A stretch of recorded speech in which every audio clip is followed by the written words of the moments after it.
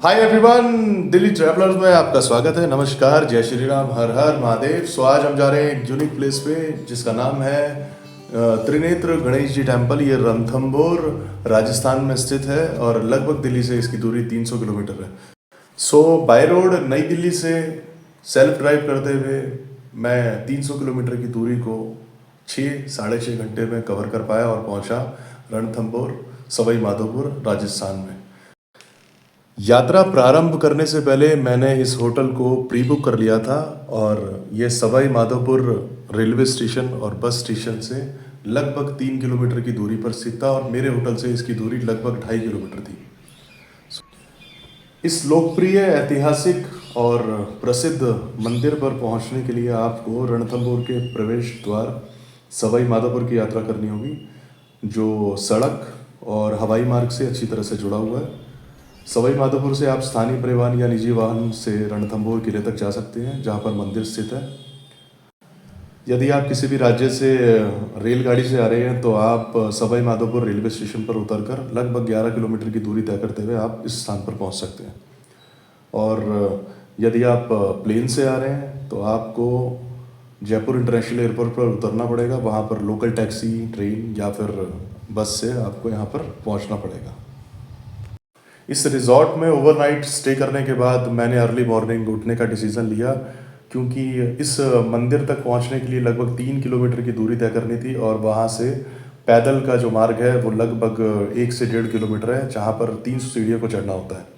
तो यदि आप धूप से पहले पहले उस यात्रा को कर लें तो बेहतर रहेगा।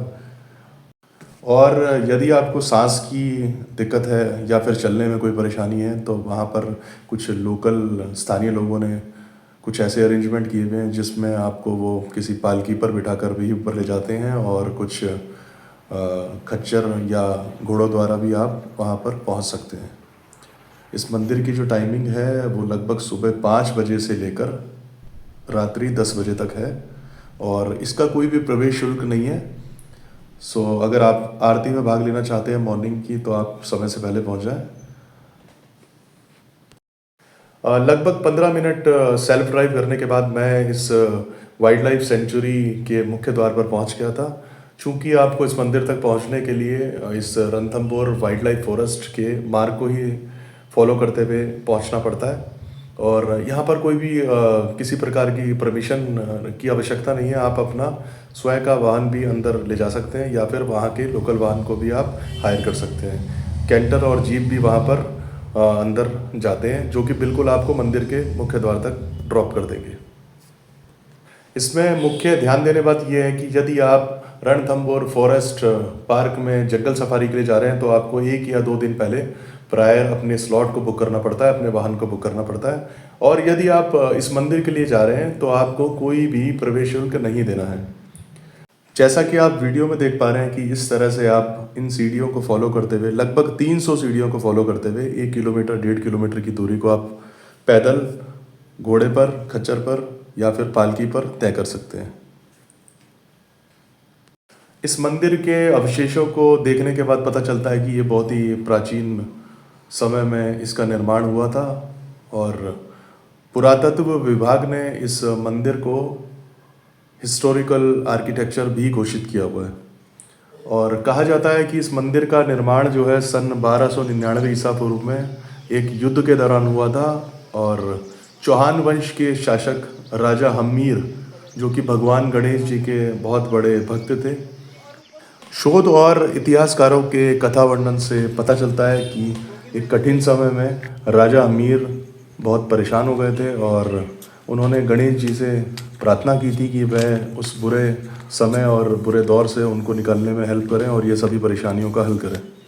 सो अगले ही दिन एक दिव्य स्वप्न उन्हें आया था जिसमें भगवान गणेश ने प्रकट होकर विजय का आश्वासन दिया था और कहा था कि ये सभी तरह की परेशानियां कुछ ही समय में समाप्त हो जाएंगी।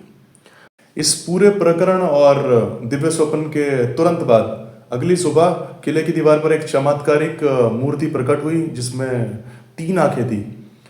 सो इस मूर्ति को, गणेश जी की प्रतिमा को त्रिनेत्र के नाम से पुकारा गया।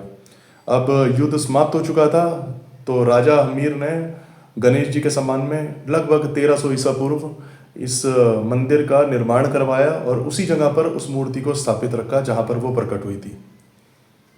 और उस सदी से लेकर इस सदी तक, तब से अब तक भगवान श्री गणेश को विघ्नहर्ता के रूप में वहाँ पारंपरिक सांस्कृतिक रूप से पूजा जाता है।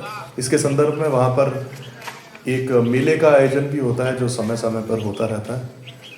और ऐसा माना जाता है कि वहाँ के स्थानीय लोग के घर में जब भी कोई विवाह का कार्यक्रम संपन्न होता है तो वह भगवान को सबसे पहले इनविटेशन कार्ड पत्र देकर आमंत्रित करते हैं।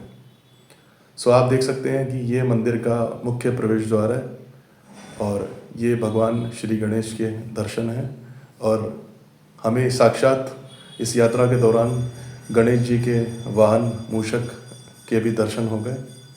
और अगर आपको वीडियो पसंद आई तो लाइक करें, शेयर करें, सब्सक्राइब करें और सभी सोशल मीडिया चैनल को फॉलो करें। धन्यवाद।